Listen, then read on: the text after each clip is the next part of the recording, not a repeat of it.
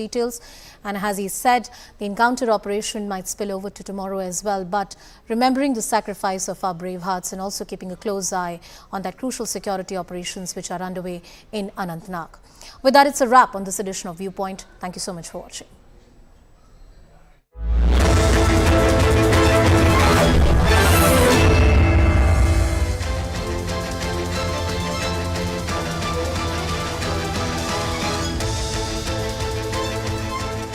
Welcome everyone. Thanks a lot for staying with us. You're watching Plain Speak with me, Shivani Gupta.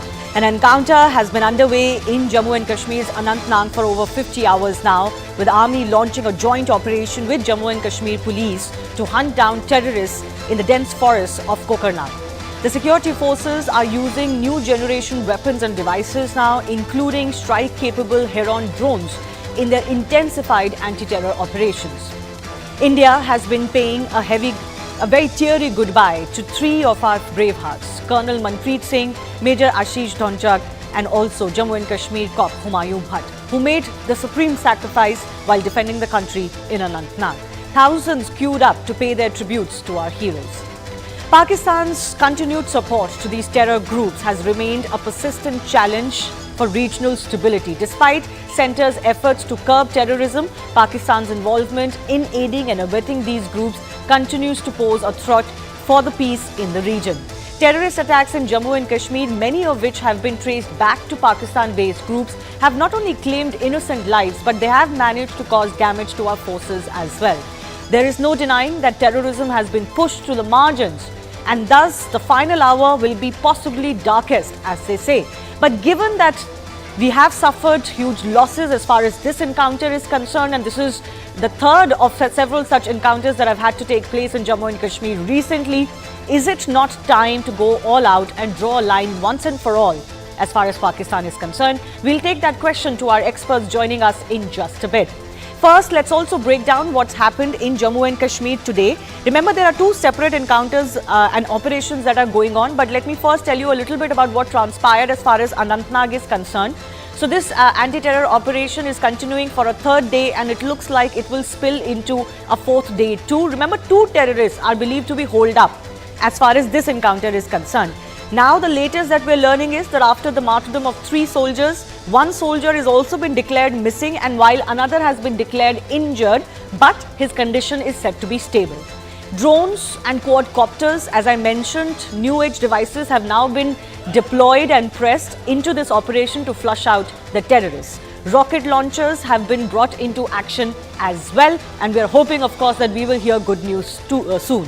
Meanwhile, there is another operation that was on in Baramulla. 2 suspected individuals have been apprehended as far as that operation is concerned, and 5 hand grenades and warlike stores have also been recovered. Remember, earlier there had been an attack in Rajouri too, where we suffered casualty. Now, News18 is also learning more of why these attacks are taking place in the locations that they are coming to light from, and how terror groups have changed their tactics over the last year or so. And how is that manifesting? Let me just break that down for you. So first of all, there is a pattern of emerging now of terror attacks, and all of them have been concentrated on both sides of the Pir Panjal mountain range. Earlier, these infiltrators used to hide with locals. Now they are just taking cover as far as these natural hideouts like the caves are concerned. Hence, information is hard to come by because there is less contact with locals. A local contact is also used to supply some daily provisions. And these contacts are paid good money now, not being threatened at gunpoint like they were earlier. Again, this is leading to less information coming in. Police suspects this is the drug money that is being used to pay for this, drugs that are routinely smuggled or dropped into India, often using drones as well. And their tactic, the terror group's tactics now have shifted more to a guerrilla warfare, which of course is less intensive but takes a little bit longer, and possibly that is what is playing out as well.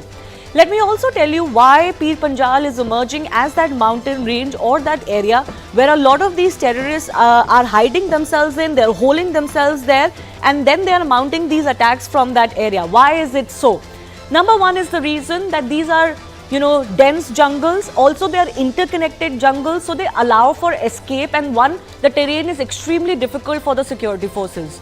Also, creating any kind of blockade, as I mentioned, becomes harder because the terrain is very, very challenging.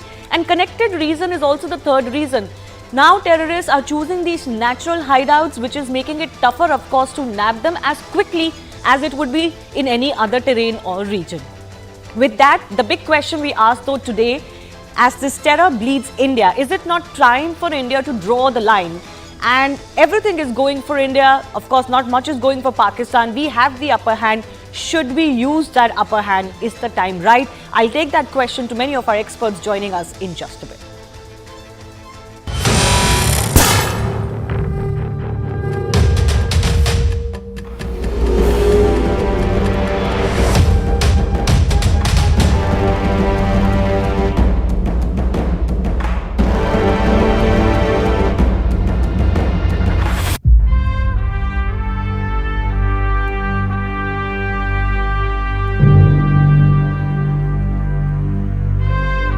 Yeah, I'm also feeling sad being from the same family.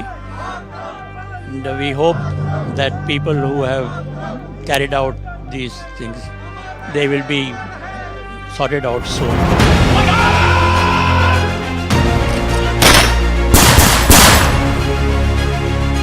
जब तक कोई रास्ता न ढूंढा जाए जिससे अमन आ सके, लड़ाई से अमन नहीं आता है। आर्मी के चीफ को सड़क का गुंडा कहती है कांग्रेस, और आतंकवादी के मन को पढ़ने के लिए प्रयास करना चाहिए, इस बयान की हम निंदा करते हैं।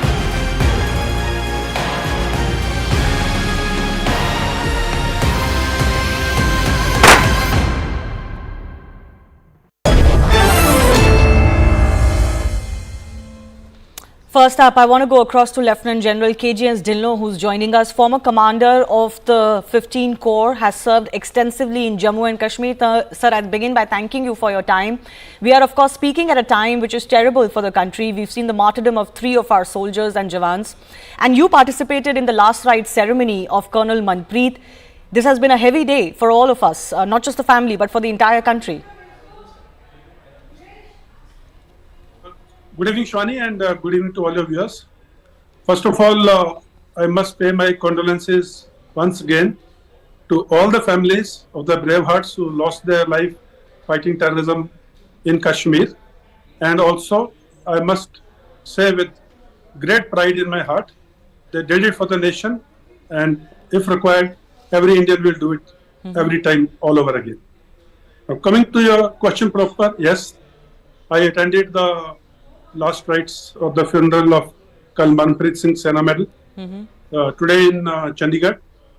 And in addition to the serving officers, General Malik was there, the General Bikram was there, retired chief, former chiefs, and a lot of public, lot of civilians. Yes. The mahal of the environment was of course it was a very sober occasion, but then everyone was very proud of the way they laid down their lives for the nation and where they fought it out with the terrorists.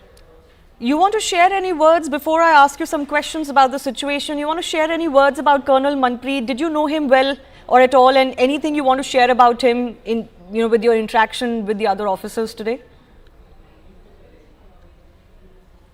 Colonel Manpreet, I had not known him personally, or he had never served with me personally, but what I heard about him and what I had known otherwise of his Unit 12 Sikhlai, Great Paltan and 19 RR, which he was commanding. I had visited that unit a number of times when I was the corps commander, and Colonel Manpreet just joined after that, and he was like a tiger in the prowl. He had earned a Sena Medal gallantry while commanding this unit, leading operations from the front as a commanding officer himself just about 2 years ago, and he was a very, you can say, very forceful commander who always led the operations from the front. He was a great sportsman in the academy and even in his youngster days. A very fine officer, a very loved officer by his troops. And I spoke to a lot of veterans today. I spoke to a lot of serving officers today from his unit. There is a lady in the unit who was my unit, a girl, and spoke to them. He is a very, very fine man. Spoke to the family today. And I think we are proud of his sacrifice. We are proud the way he commanded the unit like a tiger, a real tiger, leading from the front. Sir, speaking of the casualties that we have suffered, we've lost a colonel, a major, also a deputy superintendent of police. These are not the kind of casualties we suffer often. Why do you think the casualties have been of this kind? Because what we hear is that there are only 2 terrorists holed up in this encounter. So what do you make of the casualties we have suffered? For the benefit of your viewers, I must tell you this area of Kokarnag and the jungles of Pir Panjal where this encounter took place, these are such thick foliage or such thick forest. They are primary forests, they are secondary forests and they are tertiary forests. They are patches of land which have not seen sunlight ever since the existence. Sun has never been able to reach those patches ever. The foliage is so thick, the forest cover is so thick, visibility at places is down to even 1 meter. Okay. If you're a person walking in front, you miss him, you may not be able to see him again for next, unless you shout for him. That is the type of terrain we are talking about. And since Indian Army had pushed the terrorists to the wall, they had broken the back of Pakistani sponsored terrorism, they were now in a hiding. They were running away from the security forces. They had gone into the jungles, the higher reaches. They are not coming to the populated areas or civilian areas because the type of prosperity which Kashmir is seeing, even the civilians are not welcoming them. So that is where now army columns, the police columns, they go something called seek and destroy. They walk into the jungles, they venture into the higher mountains, they seek the terrorist hideouts, they search for them and they destroy them. And this, as per my information, was an intelligence-based operation, where an intelligence of a particular hideout was available, and once it's an int-based operation or intel-based operation, that is how the commanding officer himself was leading this operation. Okay. And all operations are joint operations. The Deputy Superintendent of Police, Muzammil Bhatt, was there, and of course the company commander of that area was there. Since it was an intelligence-based operation and the contact did happen, that only proves the point which I am making, the commanding officer leading an int-based operation. It is just an unfortunate day. It was probably not our day that day. Okay. Otherwise, everything in this operation was as per the standing operating procedures. Okay. It is just that when the contact happened, the first burst is always the most dangerous. Because when you are moving, the terrorist is hiding, he is watching you, he has the initiative of the first burst. After that, he has to die. There is not two ways about it. So these casualties probably happened in the first volley of fire, which came from the terrorist side, who were hiding and who could see them coming. So it is just one of those things that day was not a day. But you know, speaking about the Pir Panjal range that you're talking about, as I mentioned, we are also receiving inputs via agencies that, you know, these terrorists are not just hiding in the mountain range, they're also cutting down their interaction with locals. They're using drug money, for example, to pay off locals in their daily supplies while they hide in these caves and natural hideouts. How do you see this new challenge? As far as the Indian Army is concerned, do you think we also need to do something different to tackle this new tactic?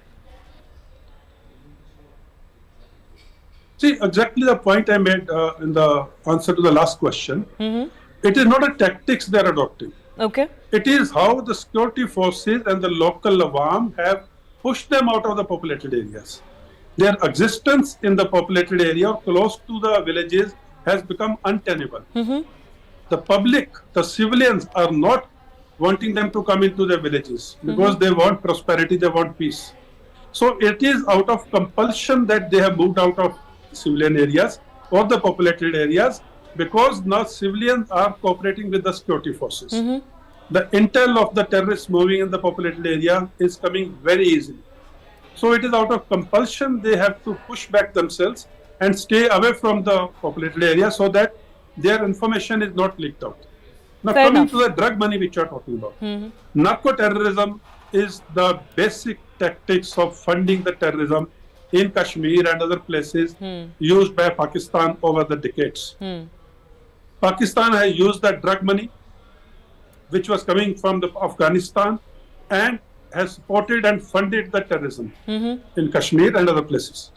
So it's not a new thing. It's a thing which Pakistan has been doing in the past.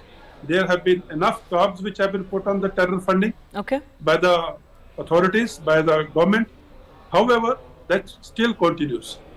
The work in progress, I always say, we are in the consolidation phase of counter-terrorism. Consolidation phase is the most difficult phase. Because when there are 3,000 terrorists, it's easy to kill those terrorists. When there are only few numbers left, then the consolidation, the number of terrorists are very limited.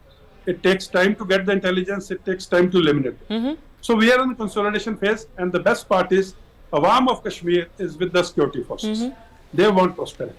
So, just my final question, you don't think that there is any need to change the way in the manner in which we've been leading our operations or in the manner in which we are strategizing these operations? You feel that that is fine, it's just a matter of time before we are able to flush out the last few terrorists as well? Indian Army has always been using these tactics of seek and destroy, search and destroy. In my young days as a captain, as a major, as a CO, even as a brigade commander, or a sector commander in the forest of Rajwad and Afruda, or in the forest of Lalab, we have been staying in jungles for 30 to 50 days altogether at a stretch and seeking the terrorists and destroying them in the jungles. So this tactics, what the operation which just happened, is nothing new. Indian Army is very good at carrying out operations in thick jungles of search and destroy missions, seek and destroy missions. So it's an old tactics, notwithstanding, with every time that terrorists evolve a new tactics or technique, it's an evolving process, it's a dynamic process. Indian Army also changes its tactics, changes its modus operandi, so that we stay one step ahead of the terrorist. So carrying out operation in jungles, seeking and searching terrorists in jungles and destroying them in the jungle itself is an old tactics of Indian Army, and we are very good at it. Okay, fair enough. I do leave it at that. Lieutenant General Dillon, thanks a lot for making time and of course taking that question as to why we've suffered these casualties. As he said, and he's of course extremely experienced in those counter-terrorism operations, he's saying everything is right, the tactics, the way and the operations, it's just that it was not our day on that day. Let's also now open this up to our guests joining us. I'm joined by Tuhin Sinha, National Spokesperson of the BJP. Lieutenant General KJ Singh, former GOC-in-Chief, Western Command, is also with us. Sushant Sareen, Senior Fellow, ORF, also with us. Lieutenant General, why don't I begin with you? You know, it does pain every Indian's heart when you see casualties of this kind and the casualties of the ranks that you're seeing, you know, losing a colonel and a major. It is truly heartbreaking that something like this has transpired. Not taking away from the bravery of the Indian Army, but do you see that the last few encounters that have broken out, especially as we've been talking about in the Pir Panjal range or both sides of the Pir Panjal range, are indeed a matter of concern for India? Shivani, Jai Hind. I join you all in saluting our bravehearts, Colonel Manpreet, Major Ashish, Deputy SP Humayun Bhatt, and I am hopeful that missing soldier would be located, injured one will get all right, and also 19 Rashtriya Rifles will achieve its objective. I am very hopeful of that. Now, there is a transition which is taking place in the way terrorists are carrying out these operations. There are changes. There is choice of areas has changed. We saw in certain encounters near Rajouri areas which had not been utilized, like Dhangri and other such areas have been brought into focus. And that happens because when you put pressure and you push them against the wall, they have to go to some new areas and create new challenges for security. So that is precisely what is happening. What has happened in Kokarnag is little premature to analyze because the operation is still going on. Fair enough. So it will not be fair for us to start analyzing it in detail. But knowing the history of this unit, they had eliminated Burhan Wani. They are Anantnag Tigers. They have a record which is very, very enviable. So we will analyze in the sense intelligence. Was it not very correct? Had the hideout got changed? Was intelligence a little old? So all those factors will get analyzed. Don't worry. There is army always have to learn, because for us it's life and death. Fair, If we absolutely, don't absolutely. learn, yeah, we have to face the next encounter. And so to that extent, we are dynamic, we are resilient, and allow me to tell you, it's not always you have to do different things. You have to do same things differently. You have to tweak them. Because after all, like what John Dillon was also trying to say, search and destroy will take place. Intelligence-based operations will take place.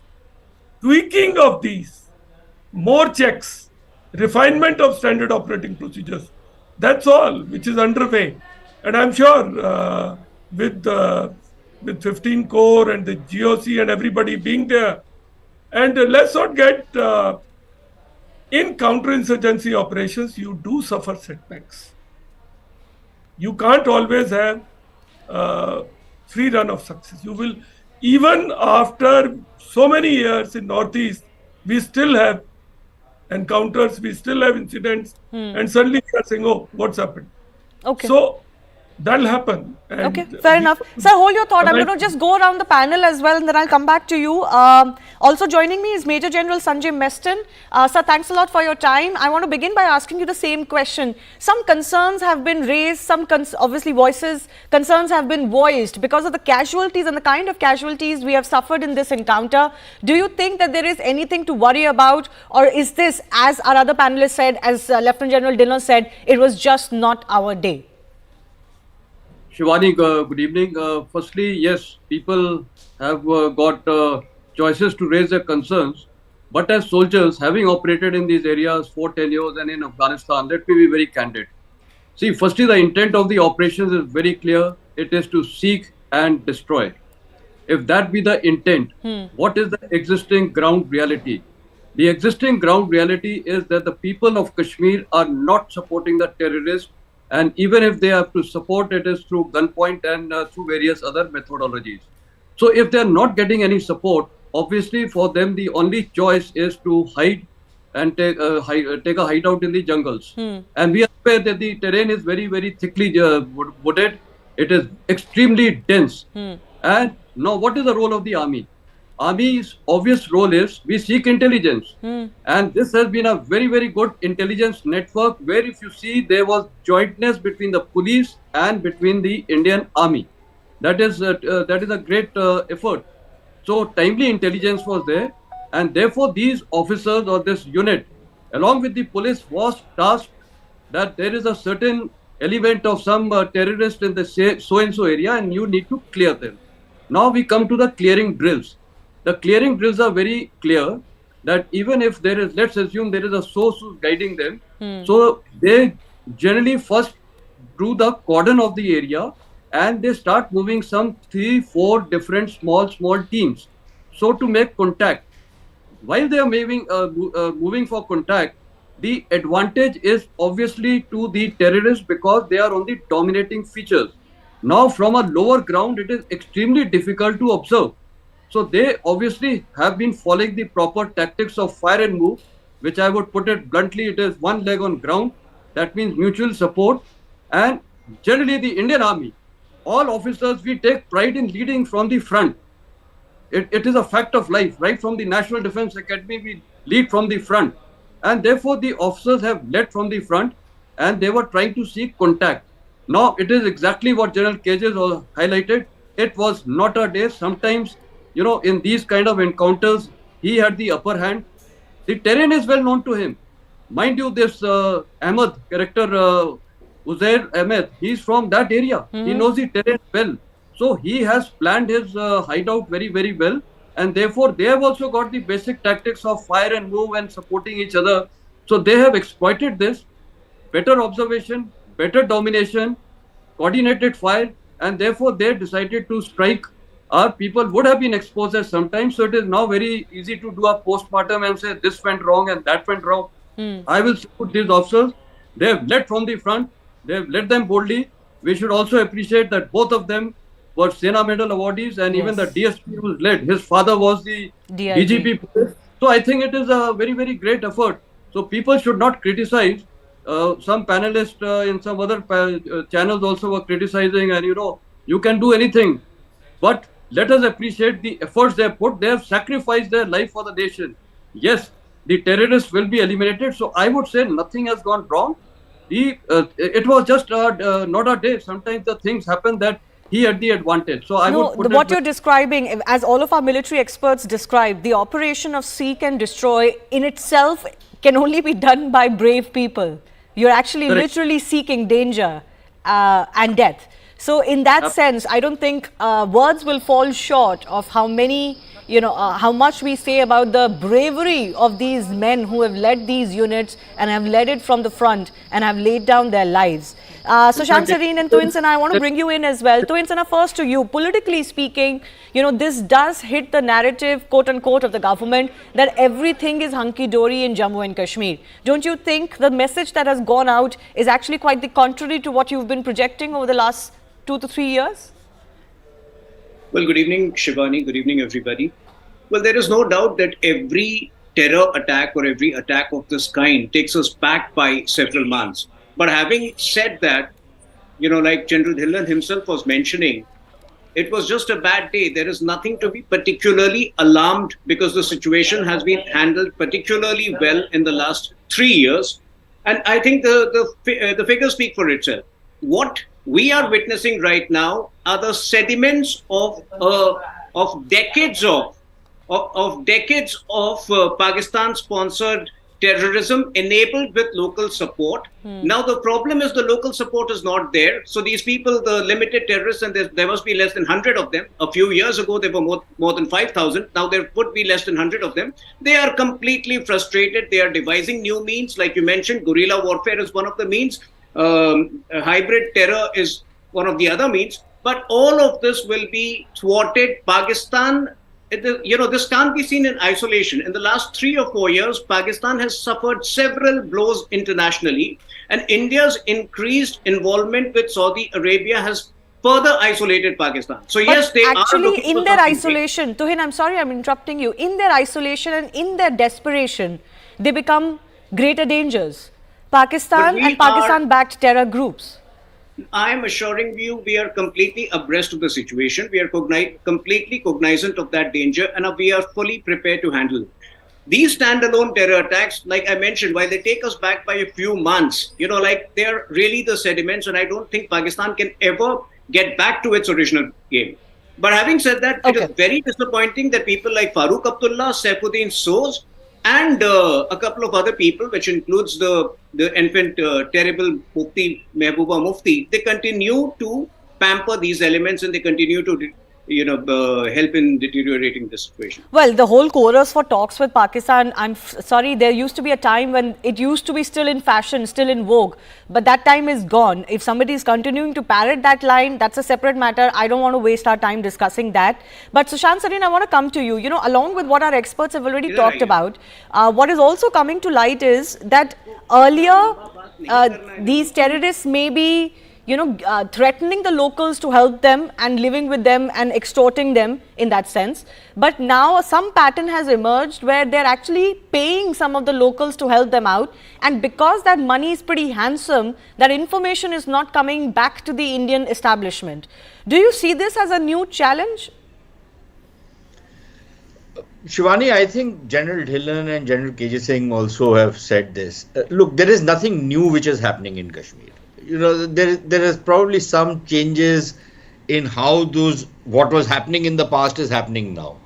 It has happened in the past also that there were people who were being paid to give them supplies. Now, after all, if these guys are not living in populated areas but are living in the far out reaches, in the jungles or on top of hills or in caves, they still need supplies. The only way they can get supplies is if they come into the inhabited areas and they pick up supplies and they go back.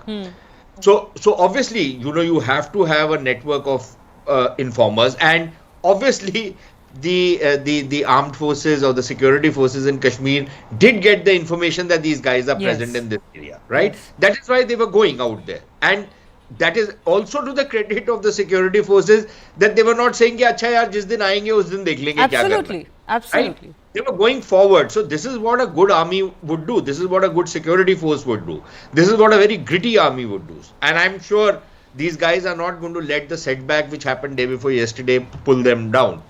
Certainly not. But there will be people in Kashmir who will be, who will be attracted by whatever money is coming their way, especially if they think that there is no real cost to be paid for getting Helping involved them. in that Yeah. exercise. So that is one.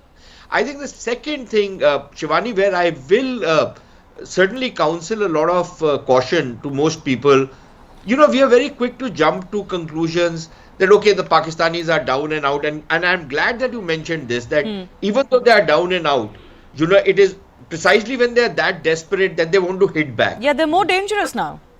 Yeah, because they want to show that, look, don't think that, you can just walk over us. Don't think we are going to roll over and play dead. Even if we are bankrupt, even if we are completely finished, even if our country is, fraying completely and imploding, but we are still in the fray. Yes. We hate you and we are still in the fray. So I think there is a need for us to consciously be constantly alive to the danger and the threat which comes from across the border. And I'll just say one more thing. And I just wonder what the two generals sitting out here make of it. Look, I would be very surprised if the people involved in this particular action from the terrorist side are actually terrorists. I would like to imagine, I suspect that these are Pakistani regulars, probably Pakistan SSG guys, retired maybe, because the kind of fire they have brought, the kind of discipline they have shown, this is not what terrorists do. And I don't know of any terrorists who are that well trained to operate in the way these guys have done. So I think there is a need to watch out for that element of the jihadi Pakistan army, which would be recruited after retirement probably. Okay. Because that way the Pakistan army and the Pakistani state has plausible deniability that we didn't know these guys are not on the payrolls anymore. But these are probably Pakistan army regulars or were Pakistan army regulars who have infiltrated across the border, because terrorists don't have this kind of Training. an ability. Yeah, so Yeah. let me take that to Lieutenant General KJ Singh. Sir, you want to respond to what Sushant proposes? And also my question is, and I'm not an expert, I'm an ordinary person, from an ordinary civilian point of view, is there nothing technology-wise that can give us the upper hand so that we don't lose our men at least? Even if an encounter rages on for 5 days, is there no such technology, even for such forested areas, that can truly give us an edge to the extent that we don't lose our men? See, Shivani, firstly, Sushant has very eminently brought out issues which need to be taken note of. Complacency should never set in. This feeling that Pakistan is down and out is wrong. This country, they said we'll eat grass, but we'll make an atom bomb during Yes. Bhutto's time. And they did make one. So we should remain vigilant always. Now, with regard to your question about technology, see, the terrorists choose such areas where they deny us the technological asymmetry. General Dillon also brought out that area is such where normal radars and observation devices will not work effectively, because such devices require a certain amount of field of view, certain amount of wherever there is a foliage and moisture, it degrades. And allow me to tell you this, that the terrorist somehow, because for him also it's life and death, manages to use technology quite effectively. He doesn't have the radio sets and all, but he communicates. He's got his methods. So technologically, to think that we are using drones, we are using other methods, helicopters are up to sea, we would be using dogs, all kinds of devices we would be using. But Right. For us to say that there is a silver bullet and panacea for this, no. It's No, I good, didn't mean a silver bullet, but I was just wondering if anything exists that can give us an advantage, not so that we can finish an encounter quickly, but at least that our men are safe. But I got your point. I have limited time. I'll just... Yes. Shivani, I'll say one more thing. See, Yes. I have dealt with some operations. I used to stop operations at night. Do not give him unfair advantage. You know, like a responsible channel like yours should say that this encounter is not going continuously. You have to use a stopwatch method. Okay. It's not a running time. Fair Moment contact takes place, you time. And then moment contact is broken, you stop the clock. Okay. Because we are maneuvering. Right. Major General Meston, you want to respond to what Sushant said? Could it be that the tactic from Pakistan has also shifted? These are not just lowly trained terrorists alone, but highly trained, members of their army or other forces? Could that be the case? Yeah, my comment, sir. Firstly, let's be very clear. When we say Pakistan, it is the Pakistan Army and the ISI. And therefore, they are capable of doing anything. Their intent and aim is to bleed India at any cost. And they are irrespective of where their economy is going, where their political situation is going. They are not interested in anything, but their agenda is very clear. Now, if their agenda is very clear, obviously, they will now look how to target India, and therefore, they keep evolving their strategy. Today, your channel itself showed that today they are even started having drones, which can even infiltrate and exfiltrate people, one individual by those drones, and you showed it. That was a good work done by your channel. In fact, I was in that discussion during that time. So anything is possible. Their aim is very clear. Now, coming on to certain other questions, I do agree that firstly, we as a nation cannot allow ourselves to be on lower guard. That is point one. Point two is that as a nation, we need to be united. Look at this operation. The country needs to learn from the Indian Army.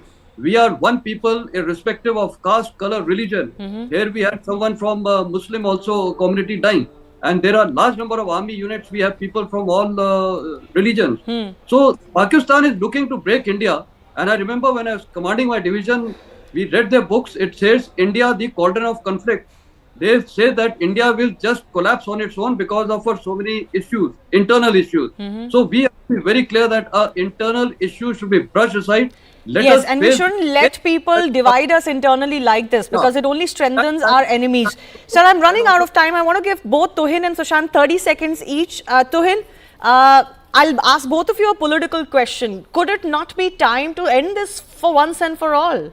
You know, it's all good to talk about how much far behind India has left Pakistan, but they continue to bleed us. When are we going to see an end to this problem? You know, Shivani, between 2006 to 2008, we had a bomb blast, a huge bomb blast every month. Now that is history. These attacks, these terror attacks have reduced. If you go by data, they're probably 25-30% of what they used to be 6 or 7 years ago. But having said that, I think it's a matter of time. Like you said, I mean, things don't get extinguished in a day, but we are very close to it. You know, like I said, despite everything, there could always be newer tactics which they are employing. But I think it's a matter of time before Pakistan itself collapses or Pakistan becomes insignificant even. All right, Sushant, I have barely 30 seconds. Should we just wait it out and see Pakistan implode, or do you think that we can now increase the costs even further on the back of such infiltration and attacks? Shivani, my take is completely different. We have to reconcile ourselves to what I call an endless war. This is not going away. Not even if Pakistan goes away and ceases to exist, that this problem is ending. This problem is going to be there for the next 50 years, 100 years, maybe longer. Do we have the grit to fight it and continue to fight it and defeat it ultimately? It's not ending. So let's not even think that, we have this thing that we need to bring something to a closure. It's not ending. Okay. So just be clear on that. Once you are reconciled to that and you brace yourself for it, then you can devise your strategy. Take whatever happens in your stride. There'll be ebbs and flows, but you'll take it in stride. All right. But otherwise, don't expect this to end. I'll leave it at that. I do thank all of our experts for joining us. We'll have to brace for a long haul at least, if at all this fight is ever going to end. As I slip into a very short break, I also want to share with you our tribute to the three brave hearts, the heroes who have laid down their lives for the country. Take a look.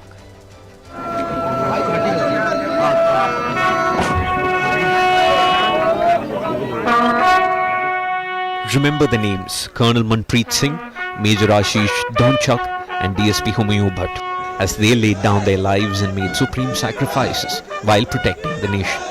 The three fallen heroes of Anantnag have left an indelible mark in the sands of time. Amid a steady stream of mourners, the crowd witnessed Colonel Manpreet Singh's 8-year-old son Kabir and 2-year-old daughter Vani wearing a camouflage uniform, bidding goodbye to their brave father. A second-generation soldier hailing from Ropar, district of Punjab, Colonel Manpreet Singh led the 19 Rashtriya Rifles Battalion and served 17 years of his life with the Indian Army. आप कैसे देखते हैं उनकी शहादत को, क्योंकि कहीं ना कहीं I have no words to explain. देख लो, what more can I? आपने भी कहीं ना कहीं सेना का बैकग्राउंड रहा। मैं बैकग्राउंड, सारी फैमिली मेरी बैकग्राउंड सेना की रही है। आप खुद भी I myself was there in that regiment. His father also served in the armed forces and passed away the year 2014. A pall of gloom descended Mohali on Wednesday as his family members were informed about the loss of his life, leaving behind his mother, wife and 2 children. His grieving sister was seen tying a rakhi on Colonel Singh's coffin, bidding him adieu. आपकी तकलीफ को दुनिया महसूस कर रही है। आपने अपना बेटा देश के नाम किया, समर्पित किया। कैसी यादें अब, जबकि आज उनका अंतिम संस्कार भी होना है। मेरे बेटे की याद तो सदा ही रहणगी। मेरे पुत्र ने छुट्टी आया था, आज छुट्टी पहला ही आ गया, लंबी छुट्टी आ गया। मेरा बेटा लंबी छुट्टी करा गया, मेरा बेटा लंबी छुट्टी करा गया, घर आने से पहले ही आ गया। हाय मेरा बेटा शहीद हो गया, मेरा कर्नल शहीद हो गया।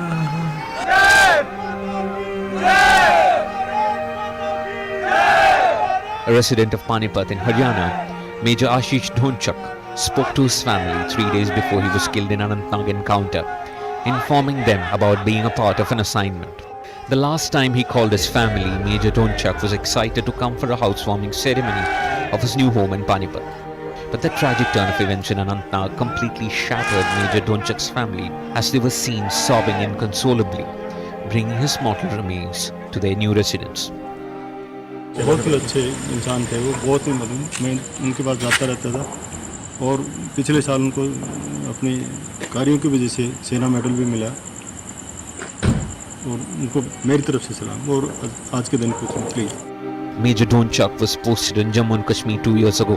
Just a month before his tragic death, he won this year's Sena Medal on Independence Day by President Draupadi Murmu. The Major visited his hometown few months ago to attend a wedding. He left behind his wife and a 2-year-old daughter and 3 sisters. Deputy Superintendent Humayun Bhatt, a Jammu and Kashmir police officer, was laid to rest on Thursday.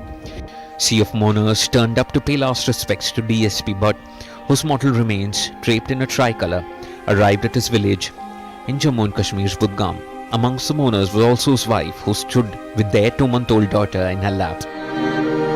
As India continues to battle Pakistan's cross-border terrorism, the nation won't forgive or forget its fallen soldiers.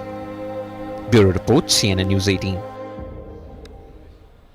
Let me also go across to Lieutenant General D.S. Huda, who's former GOC, Northern Command, the man who led the surgical strikes against Pakistan, joining us live and exclusively. General Huda, many thanks for your time. You have also attended the last rites ceremony of Colonel Manpreet. Must have been a very heavy day for all concerned. Yeah, I mean, I didn't attend the last rites, but you know, every loss is a part of the military and the army family, and we deeply sort of feel and grieve every comrade who's lost in battle like this. What do you make of the kind of encounter that has been raging on in Anantnag and the kind of casualties we have suffered? Would you consider this a setback for the Indian Army? You know, every time, Shivani, that you lose, particularly senior officers like a commanding officer, we've lost a major, a DSP of the Jammu and Kashmir State Police. Every time you have these losses, it is a setback, Shivani. But also, the army knows how to bounce back from these setbacks. We've had them. We've had them before. Unfortunately, we will have them in the future. But you don't find the spirit and the morale of the army flagging. In fact, these are incidents which build a desire in you to do even better in the future. Overall, many of our experts who were speaking to us before you, General Huda, do believe that this is, that last hour of crushing of terrorism in Jammu and Kashmir, and it could be a tricky time and could be the darkest hour, as they say, before sunrise. But would you say that overall the trajectory and the situation on ground is still much better than what it used to be, and India is close to finishing off all remaining terrorists in the valley? Rani, absolutely, the situation is much better. I've said this in the past, and I will say it again to you. Let us not look at one or two incidents and say that these are the incidents that define the trajectory of security situation in Jammu and Kashmir, because that would not be correct. You will have incidents like this, sometimes which are high profile. But I think we need to look at the big picture, and the big picture in Jammu and Kashmir is the security situation is much better than what it was in the past. And the number of violent incidents have gone down. Civil society disturbances that used to take place have gone down. The number of terrorists that were there have gone down. The local recruitment has gone down. So yes, situation is better, but obviously we just cannot sit back and say, look, everything is normal. We know there are incidents of infiltration that have taken place and are taking place. The army commander himself a few days back said infiltration is taking place. We are seeing an attempt to, uptick violence levels in the Jammu region. While things are much better, the army knows this and the police knows this, that you can't just sort of rest now and say things are okay. We need to still make sure that complete normalcy comes to Jammu and Kashmir. As far as infiltration is concerned, I know the numbers suggest that it has actually been brought down quite a bit, by a great percentage. What do you think the challenges still continue to be to curb infiltration completely, especially in context of the pattern we are witnessing, where terrorists are now hiding out in the dense forested area of the Pir Panjal range? They're not really going towards the more populated areas as they used to. What are the challenges that you see now in this stretch of the challenge? So Shivani, if you look at the line of control, the terrain is very difficult, and to try and counter infiltration. People talk about zero infiltration. Frankly, having served there, and if you ask any of the army officers, zero infiltration is a policy. A little bit of infiltration does take place. It's a challenge. I mean, we all say that there is a fence in the Kashmir region, so why is infiltration taking place? Exactly. What is not known is that during the winters, 60% of this fence collapses, and it takes almost 6 months to repair it. And by the time you repair it, you are coming close to the winters again. So there are challenges of terrain, there are challenges of snowfall, there are challenges of, frankly, human endurance, of what you can do. But I think with technology, with efforts, with more deployment along the line of control, infiltration has pretty much, sort of reduced to a large extent. And then also there is this Pakistani factor. I mean, they're training people. You are having well-trained people who are coming inside. Yes. They know the exact layout of the ground. They know the exact deployment of where our posts and where our soldiers are. And those are the people who are being pushed into Jammu and Kashmir. So some infiltration, Shivani, will take place unless, and I don't see that happening now, the Pakistan army completely curbs and clamps down on terrorists on their side. Well, they're certainly not going to do that. But that is leading me to the next question I was going to ask you. As someone who led the surgical strikes against Pakistan, that has had, of course, a huge impact on the psyche in Pakistan too, many would wonder, why doesn't India finish this off? Is it time that India can mount an operation that can once again draw a line for Pakistan, scare them for many years to come? Is it possible, sir, at all? No, it's absolutely possible, Shivani. I think what we need to look at, Shivani, is a holistic response to what do we do with Pakistan and how do we stop them from, supporting terrorist activities in India. And this will actually require, I would say, a political response, a diplomatic response, international pressure coming on Pakistan, and where required, as has done in the past in 2016 and again in 2019 with the Balakot strikes, use the military option where it's needed. But I think a more holistic response is what we need to look at when we are saying that we need to stop Pakistan from supporting terrorist activities in India. So you're saying that just one strike is not going to be enough. We have to look at it from all sides. And on all of those aspects that you talked about, India has been very successful in isolating and putting the scrutiny back on Pakistan. Would you agree? I would agree, Shivani, and which is why you find the levels of activity have to a certain extent reduced, because Pakistan is fearful that there would be a reaction from India if some major terrorist strike or major terrorist incident happens. Right. What I'm saying is, we need to be consistent. We need to continuously push this and make sure over a period of time.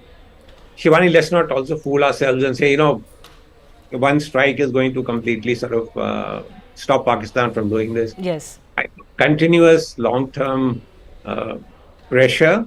A coherent, consistent policy is what is needed. Okay. We'll leave it at that. Lieutenant General D.S. Hooda, thanks a lot for making your time and for your inputs. It is going to be a consistent fight required on India's part and possibly for many, many years to come. But hopefully our soldiers will first be responding to the terrorist hold-in the Pir Panjal range in Anantnag. On that note, I'm slipping into a very short break. News and updates continue in just a bit.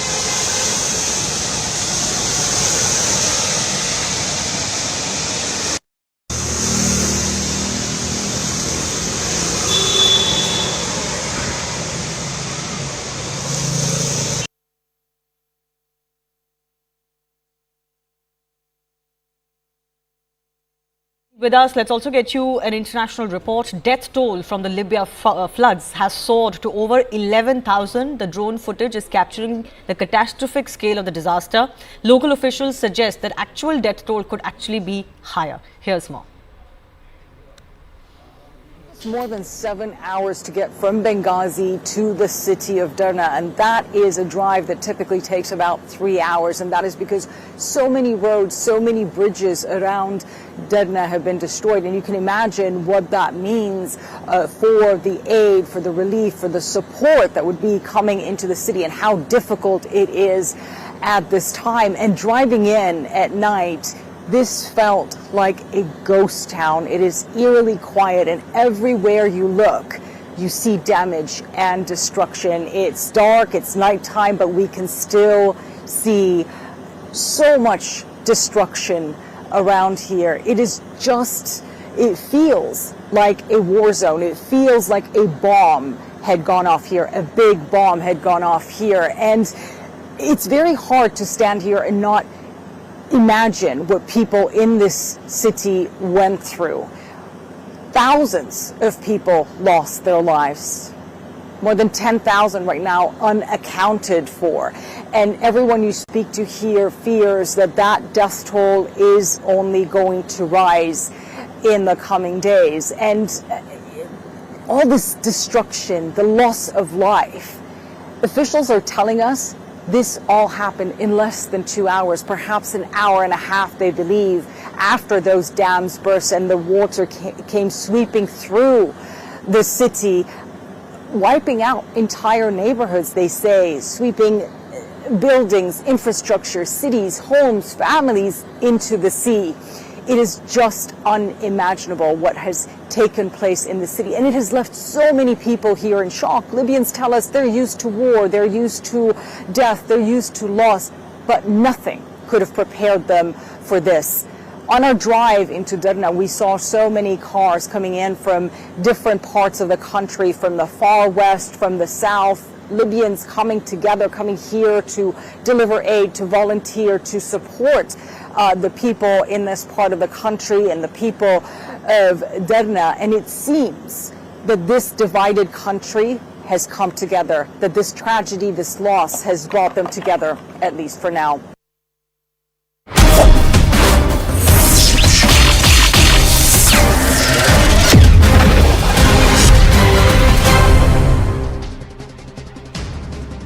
Namaste, Jai Hind and welcome to this edition of The Right Stand. I'm Anand Narsimhan. First up, ladies and gentlemen, after the G20 success and ahead of the 2024 elections, global survey has now been, and that's put out by Morning Consult. It actually lauds Prime Minister Narendra Modi. PM Narendra Modi has yet again emerged as the most popular global leader in a world survey conducted by Morning Consult, with a solid approval rating of 76%, the highest in the world, leaving behind leaders like Joe Biden and Rishi Sunak. Moving on, more good news. After Bharat Mandapam, it's Yashobhumi. PM Narendra Modi is all set to inaugurate the International Convention and Expo Centre Yashobhumi in Delhi's Dwarka, and this will happen on the 17th of September on his birthday, on Vishwakarma Day. Yashobhumi is going to be one of the world's largest MICE, that is meetings, incentives, conferences and exhibitions, which comprises of 15 convention rooms, including main auditorium, a ballroom and 13 meeting rooms, built across more than 73,000 square meters of area. It has a capacity to host 11,000 delegates. Bharat Mandapam can accommodate 7,000 delegates. This is 4,000 plus. The convention center consists of materials and objects inspired by Indian culture in the form of terrazzo floors with brass inlay representing Rangoli patterns and the works. There are many who say Bharat Mandapam will be dwarfed by Yashobhumi. We are waiting for those pictures. Meanwhile, the Brookings Institution analysis has given a thumbs up for Modinomics. As per the analysis, India's per capita income is set to grow. The per capita